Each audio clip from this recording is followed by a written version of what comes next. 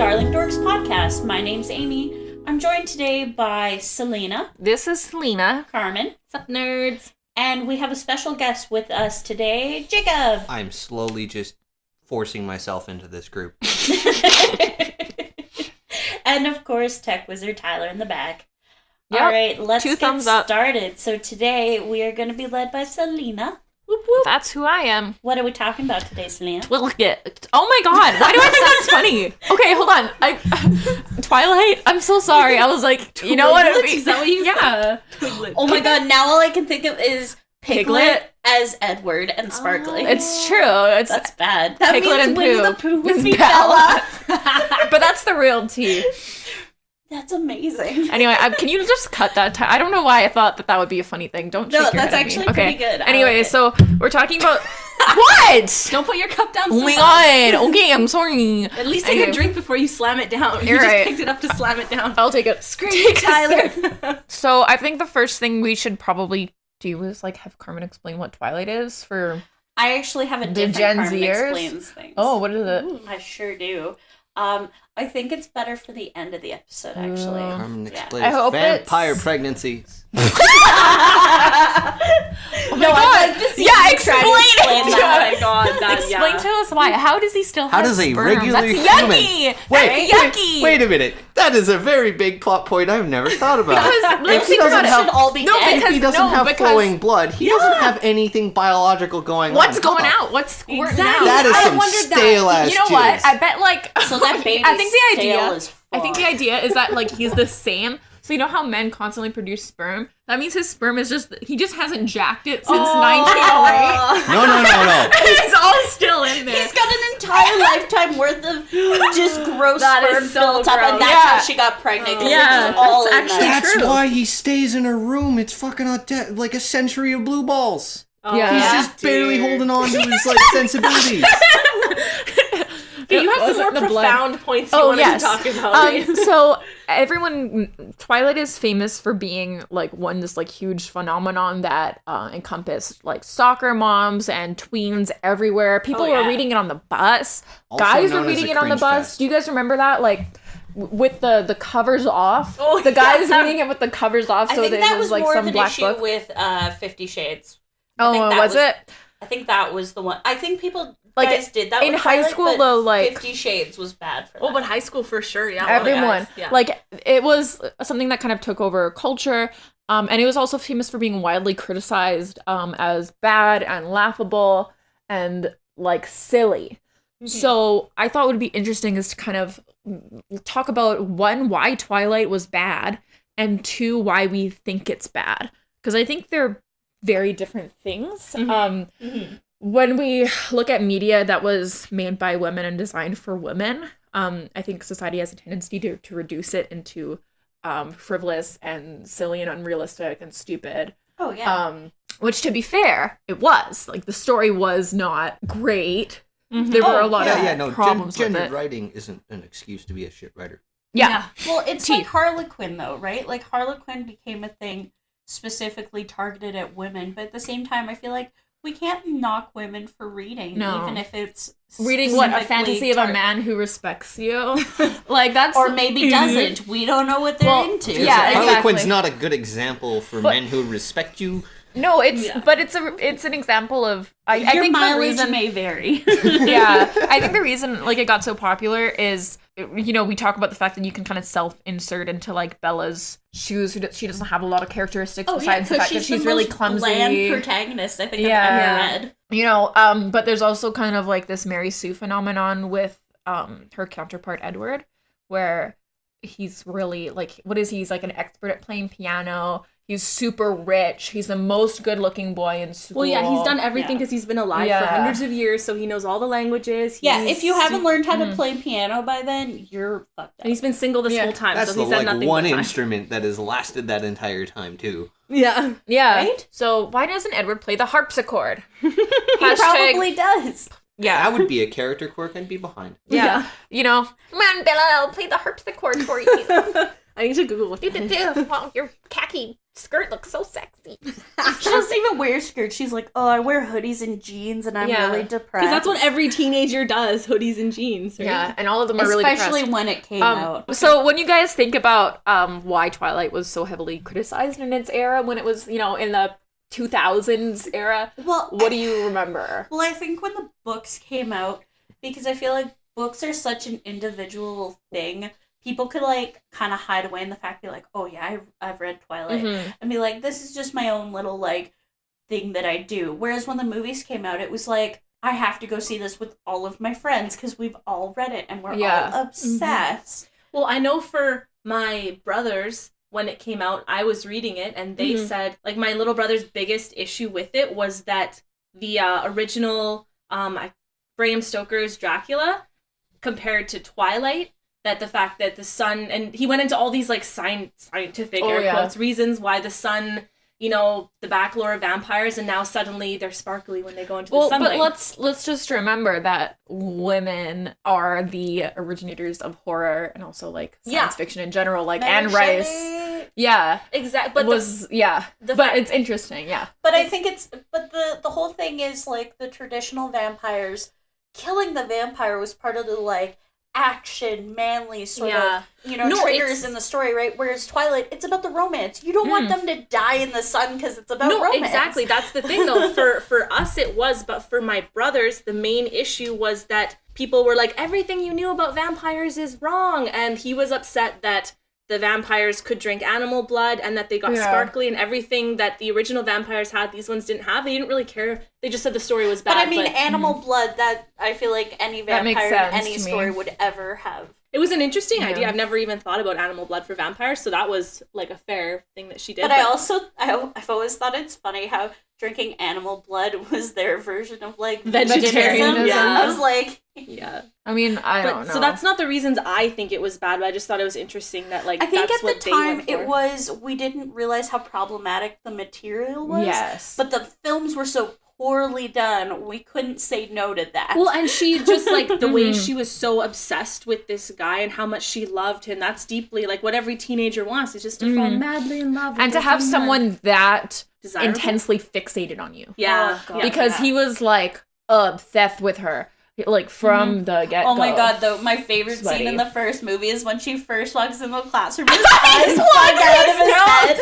When his eyes bug out of his fucking head. Oh my god. Yeah. One of the best pieces of terrible acting I've ever seen. Yeah, no, that was so bad. Like, it just, like, looks like she just smells the worst. Right? Like, it's so funny. But, yeah, so some of the shitty, legitimate reasons to criticize the film would include, like, the weird Stockholm syndrome, creeping into some underage girl's bedroom. I'd say it's more at night. stalker than Stockholm. Yeah, probably. Because stalkers can worm their way into your life and pretend like they're your friend and they like you, and then it gets crazy.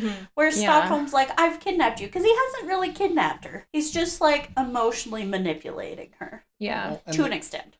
To be fair, he also repeatedly lures her into a very foggy and out of the way forest. Yeah, that's the entire area they live in. It's just one foggy forest. And she doesn't have any friends in that town. She's new and she doesn't know anyone. And True, he does segregate her very quickly. Yeah, that's almost preying upon, though. Like, true. Seeing, like, vampire that's preying the person, on her. That's the person that won't raise any suspicion or attention because she literally doesn't know anybody. And it's like, she's also, like, the only edgy person in the school. So there's another thing to be said about Edward just picking the easiest target. But then I always feel bad because, like, the regular guy who, like, falls for her day one, they just make him out to be this total just idiot and rube and just like, he's in love with her and she couldn't give two shits about him. But, like, that's what teenage boys are. They're gross. Yeah. But he we wasn't shouldn't give gross, two though, shits right? about He them. was Was he? just like, he was average. He was just bland. And it's like, average wasn't good enough for her. Even though she was completely average. Oh, she self-describes as so She was the average. most average person I've ever seen. Yeah, Stephanie Meyer's like, okay, Googling average Well, because things. that's what...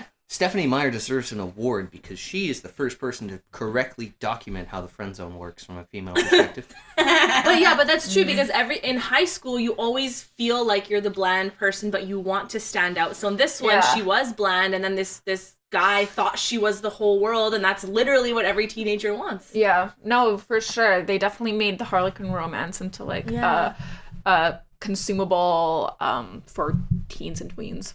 I know we don't want to get too far into all of the details of of the stories, but like, do you think that's why they made the other love interest a werewolf who's like super passionate, super driven, super like not in control of his emotions, because he's the exact opposite of Edward. But also he's a werewolf, friends. He's a dog, he's written like a dog. It's not much more complex. But it's still the complete opposite of Edward, who's a cat. Yeah. What? Yeah. Oh my god. Yeah, I am down with this discussion.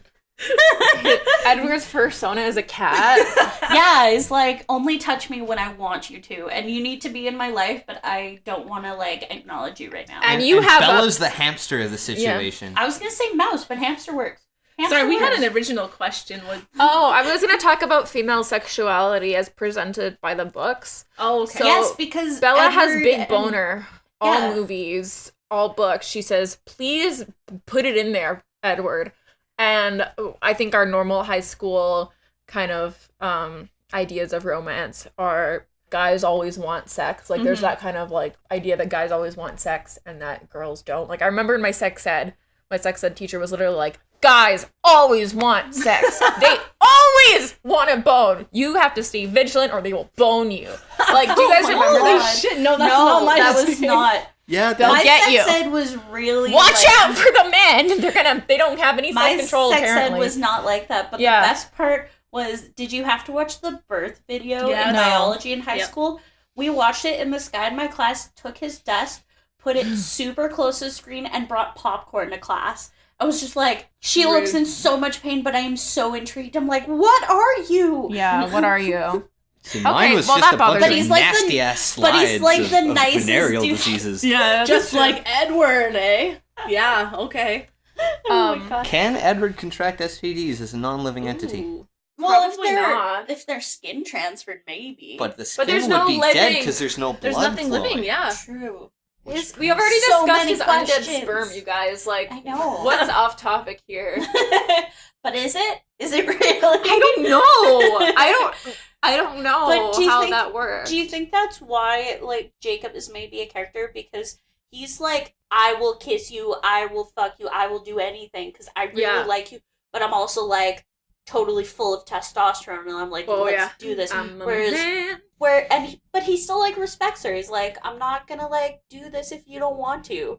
And also, like, And I really like the part that they were like... She returns that kindness by going off with a freaking biker. No, I forgot that she goes off with that biker, but she spends that whole time that he's like, I'm in love with you, Edward's gone, let's like see if this could work. Mm-hmm. Just trying to kill herself so she could see Edward. Well, that's the thing. She didn't even really know what she wanted at that point still. No, that was the problem. Which was kind of scary because I actually related to that a lot. Her like obsession. There was this one line in the book where she was like, after gym class, she was getting changed, and she said she was wrenching her jeans on because she knew that the sooner she got dressed, the sooner she could be with Edward. And I was just like, holy crap, that sounds psychotic in this book, but that was exactly how I felt about this one guy that I was dating. And he didn't give two shits about me, but I was like literally obsessed with him, like to that degree, and I thought it was love. And the thought, like when her on the motorcycle, thinking like, oh, I could be with Edward, because like literally the thought of being without him was so scary to me that it was almost like unfathomable. Yeah. So then when she actually thought she lost Edward, I was just like, damn, I felt bad for her, but I was also like, I think that's why the series is bad. It doesn't distinguish between love and obsession. Yeah, that's true. That is the biggest takeaway. But then she jumped off a cliff because she couldn't handle her situation. Like, and because it was her chance to see him, because every time she almost died, she got to see it. And the only thing that stopped that, the only thing that actually made her better was to get back into that toxic situation. So when we look at like, I guess like the mental health perspectives on Twilight by Stephanie Meyer, like, we don't have any healthy examples, like, throughout the book, I'm pretty sure. Like, do we? I think there are some attempts by, like, secondary characters to work on her mental health. Well, like, her regular friends try to take her out shopping and try to hang out with her, but she refuses. And nobody... And it's seen as romantic, right? Yeah, nobody but her dad seems to be like, this is a problem. Mm-hmm. Like, in all of the movies, the character I appreciate the most is the guy who plays the dad. Oh, the dad's awesome. Because he plays the pissed off, annoyed, what the fuck are you doing, dad, so well. Do you remember in the book how the pages, it was like January, February, March, just blank pages? I was like, oh shit. Yeah. Like, that was not... But, like, do you think the other vampires, because they're, like, Edward's siblings, all had their partners. Do you think their relationships were the same? Or was it... No, because they didn't have that big of a power dynamic. All of the siblings were on an equal standpoint with each other, where they had all been through the same experiences and through the same trauma. One of the reasons why I think people had, like, who got past, like, the initial misogyny of disliking the book, didn't like the book, is because there's such an experience gap. Oh, you know what I mean? Like, I think that for me personally, when I was 16 and I was dating a 19-year-old, I think that was too much of a gap.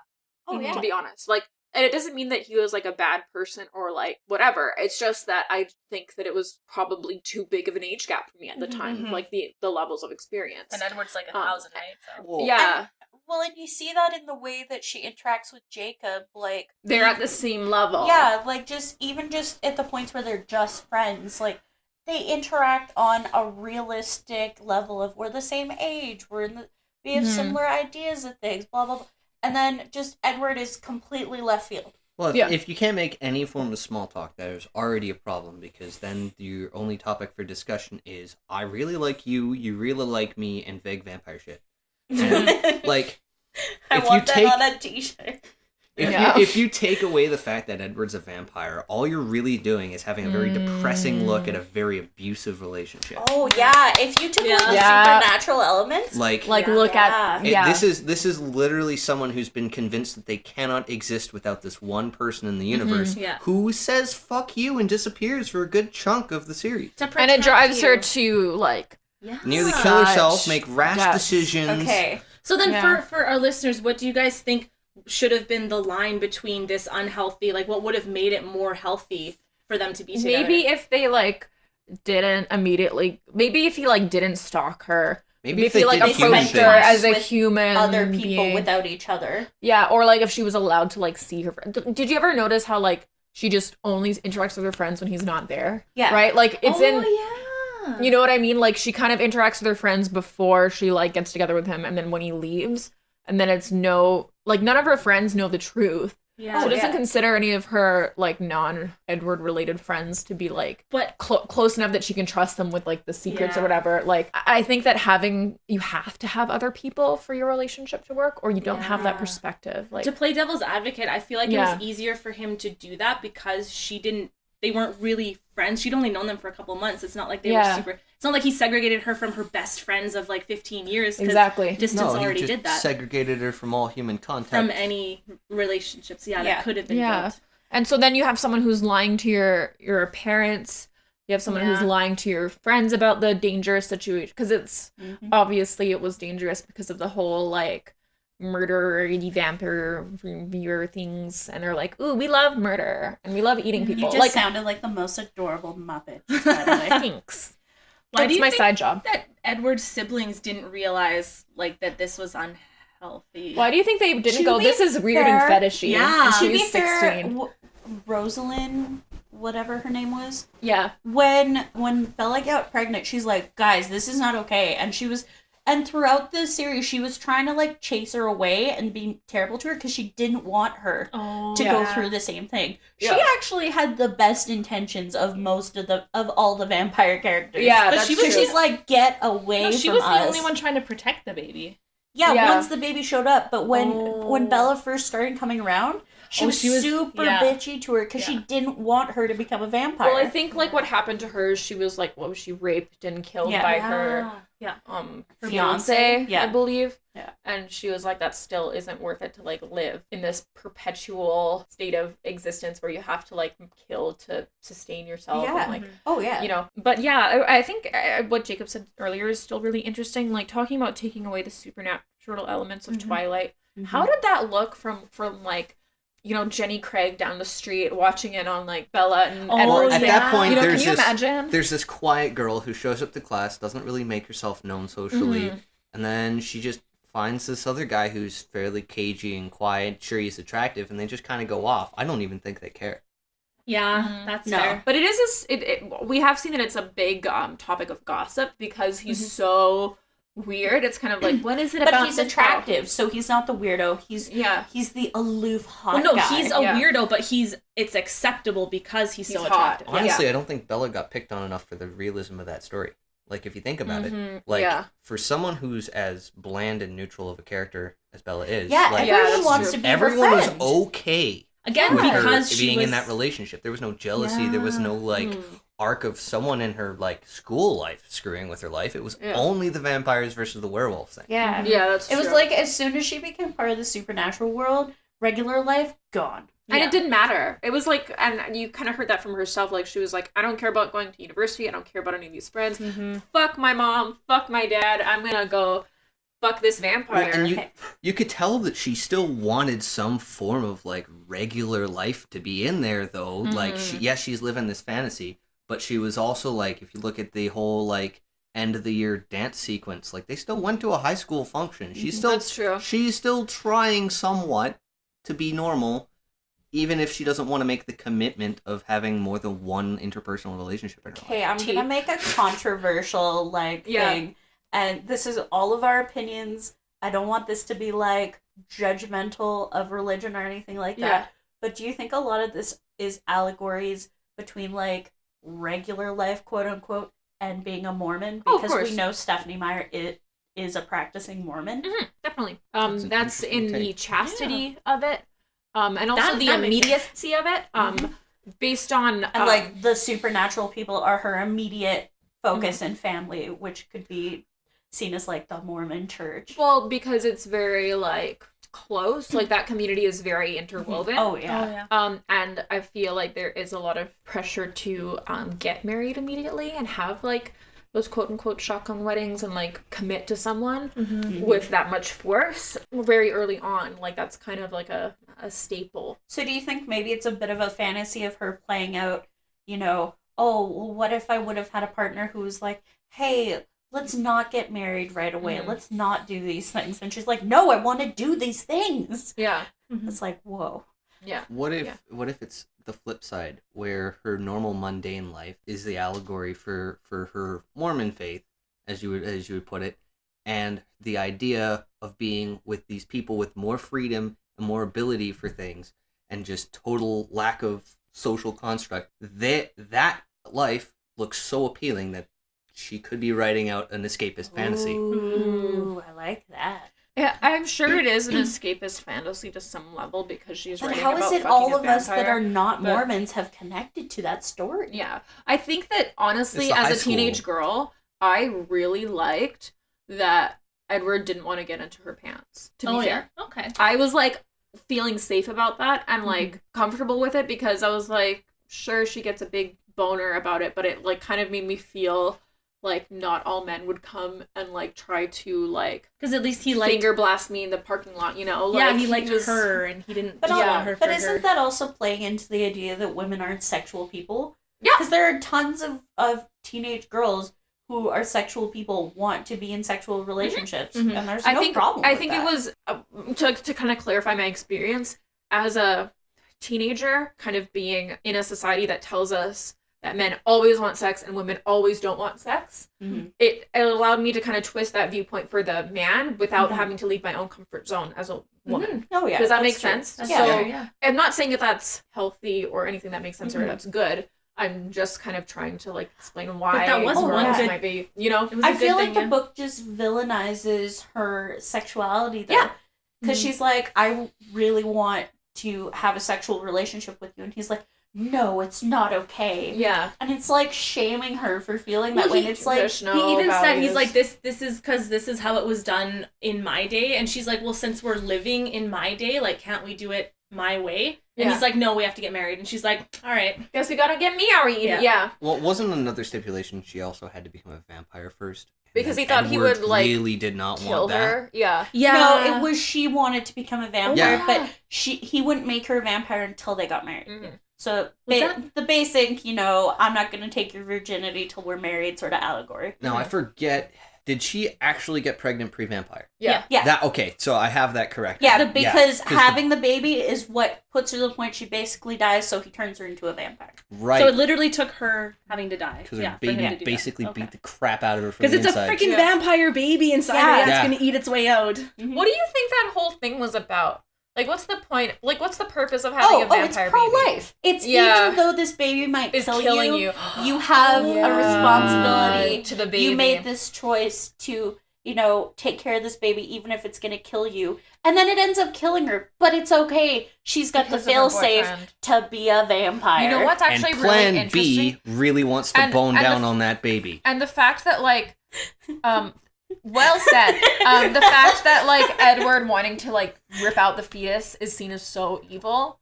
You know what I mean? But he just wanted to protect her. Yeah. Well, interestingly, like, when I got ambushed by, like, literally they were, like, on the other side of these bushes. I was walking from my yoga class to, like, I don't know, one of my finance classes at the university. And from the other side of these bushes, these, like, those famous posters where they have very, very graphic I took part in one of the protests. The very first protest to cover those at that school. I was in that. It was much smaller. There was maybe only like 5 people, and they talked to me about how do you feel about abortion, and I said I love it, sister. You were my hero. But I talked to them for like an hour. And one of their waste of time. I read their pamphlet, and one of the stipulations in the pamphlet was that abortion is not medically necessary. Bullshit. Because I can understand. We are a pro-choice podcast. I'm not apologizing for that. But I can, like, understand some of the mentality of pro-life.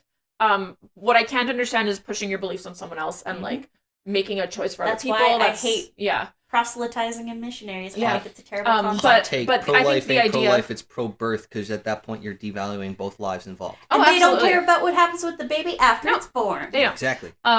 And, I guess, you can kind of make that comparison because, like, they were literally arguing that it's never medically necessary. And I was like, but it is. And there was this one girl, actually, who was also talking to these people, and she was saying that she had an ectopic pregnancy. Ooh. But that's so different.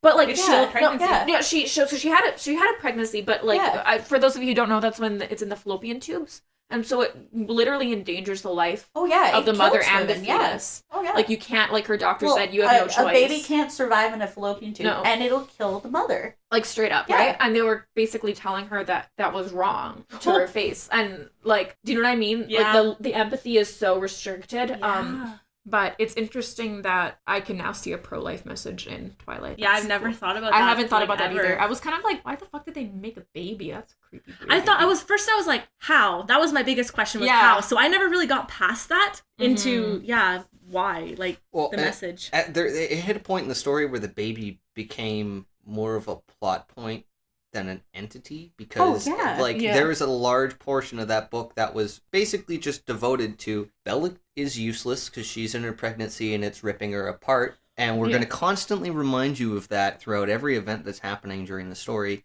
Not for any sake of, like, Bella's struggle, just for the fact that we got to remind you that this vampire baby's a thing. I think it was just to tie it into a happy ending, because I noticed in the end that Bella's dad hooked up with someone and Bella had to choose Jacob, or whatever his name is, over Jacob, but then Jacob imprinted on the baby, so everybody had a happy ending, and we can all go romance home. Is essential for a happy ending too. Because you can't be happy being single. And then there's the whole thing, Jacob imprinting on an infant. On the fucking baby. And then they play it off, be like, oh no, she ages really quickly. But is that really more pedophilic than Edward and a 100-year-old for a vampire. No, because they said that because Jacob, not whatever his name is, can read the minds. And he's Edward? And Edward's telling Bella, like, Jacob hasn't thought about how it'll only be 15 years till she's an adult even once today. It's like bullshit. I don't know, bullshit. That is some... Also, the whole concept of Edward being able to read minds, creepy. Except for Bella. Plot twist, can't read Bella's because we need to have her function as a separate entity. She's not like other girls. Yeah. Just like she's a different kind of girl. Yeah, she's that bland you can't read her mind because there's nothing there. That's the plot twist of the century, y'all. If Edward can read minds, why didn't they power game the school system to make them both happier? Boom. Because he doesn't care about that. He just cares about the romance. He's been to school how many times? He doesn't care. He's been through school, but the fact that, like, Bella is obviously struggling through, like, the majority of the series. Yeah. And because of him. But it's because of him. Well, yeah, but for someone who's lived well over a century and venture to say has been through this situation once or twice before, he would have to realize how to soften blows and make a situation easier for himself. Like, there's just a lot of oversight in how Edward was like implemented as a character, like the nitpick narratively on a friggin' like what essentially just is fan fiction at this point.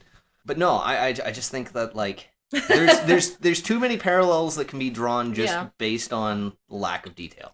Your fan fiction comment makes me think, is Twilight at its core literally just fan fiction of the classic vampire story, like, you know, Bram Stoker's, and where the girl voluntarily goes. She's not like magicked into going. It's, I want to be with him. So now the vampire has to come up with all the reasons not to. And also, like, it's interesting that it's almost seen as their romance is more because of all the hardships that they've been through. But it's that's not...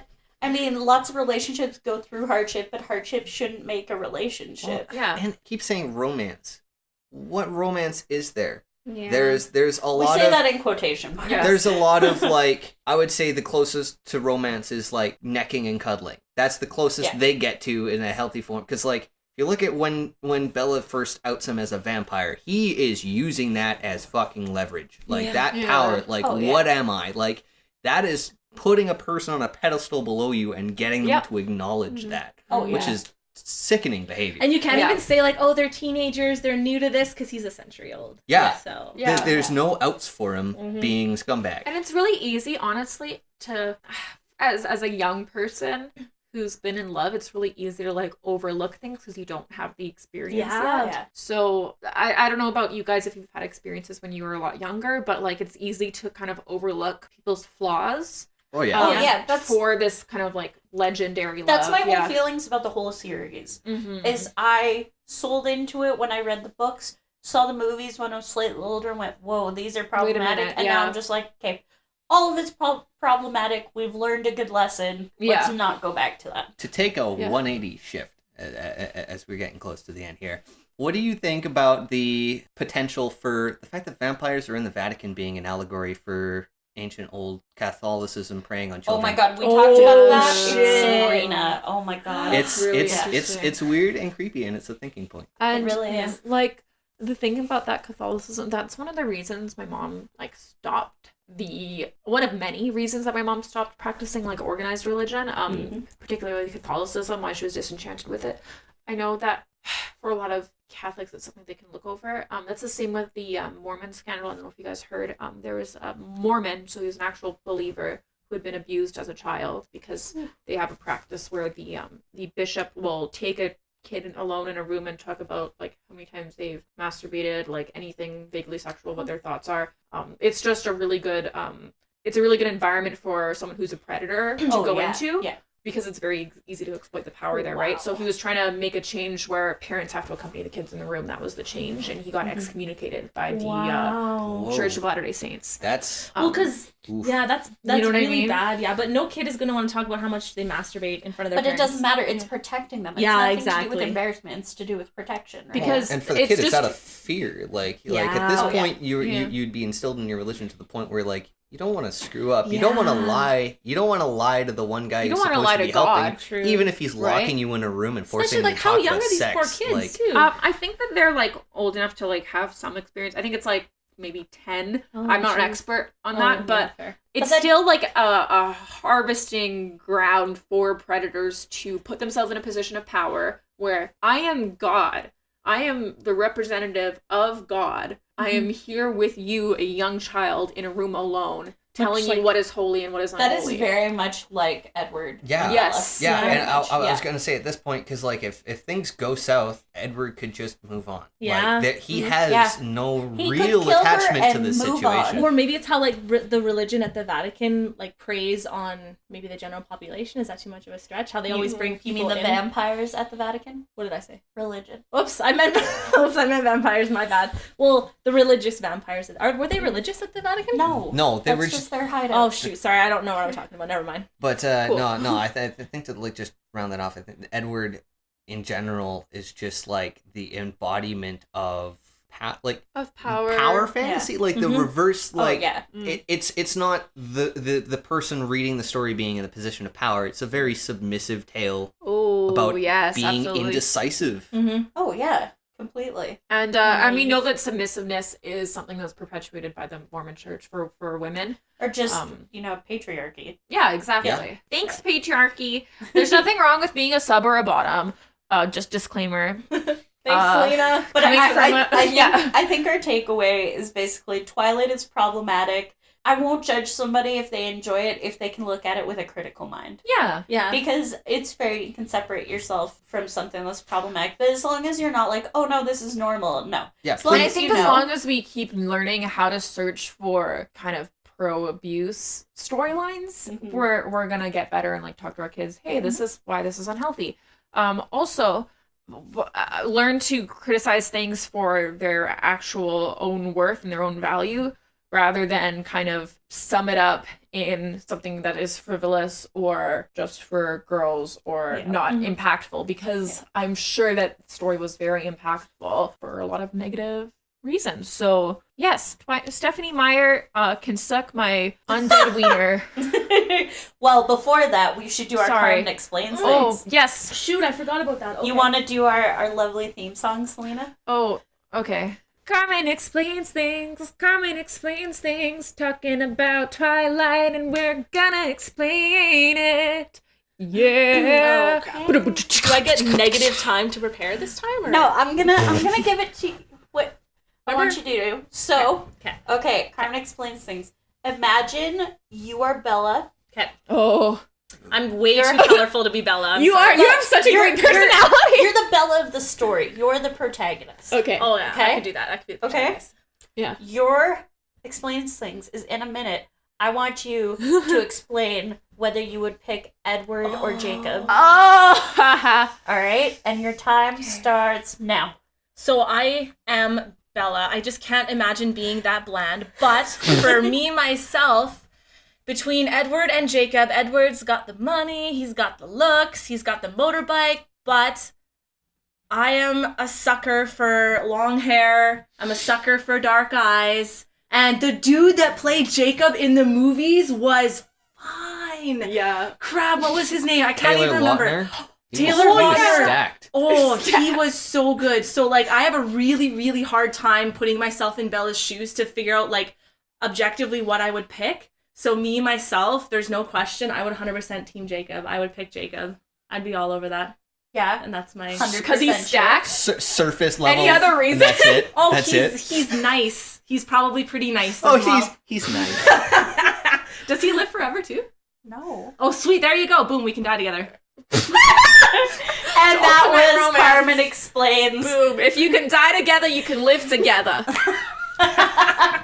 Why was that never a marketed product in the Twilight universe? All right. Well, I think that wraps things up pretty nicely. Is there anything else you want to add there, Selena? No. I guess just like I still hope you click on this video, even though it says Twilight in the title. And if you did, thanks. Well, thank you, everybody. Thank you, Selena, for leading today. Thank you, Jacob, for being our special guest. No problem. So, to all of our listeners, thanks for listening. Please go rate and review on all of our platforms. We are at Darling Dorks Podcast on Instagram and Facebook. You can email questions to darlingdorkspodcast@gmail.com. We also want to thank Tech Wizard Tyler, and please go check out his YouTube channel, Fourth Wall Creations, and go check out the sitcom. There are 2 episodes out right now, and second more one's are hilarious. coming. As if the first one wasn't. Like, that's how it sounds. First one, alright. First one, aight. But Carmen rates the second episode is hilarious. That'll be in, like, our reviews section. Yeah. Alright, so thank you everyone for being here, and we will see you all next time. So in the meantime, stay darling and stay wonderful, dorks. Adios! Bye. Don't bone down mythical creatures. Don't bone them down. It's always a bad idea. I mean, if you have to bone down, which mythical creature? Next time on the podcast. Which mythical creature? The Darling Dorks podcast is produced by Fourth Wall Creations, the real-life self-insert fanfiction. Music for Darling Dorks was made by Showbiz, who are releasing their debut album Illusion this upcoming spring. Thanks for listening.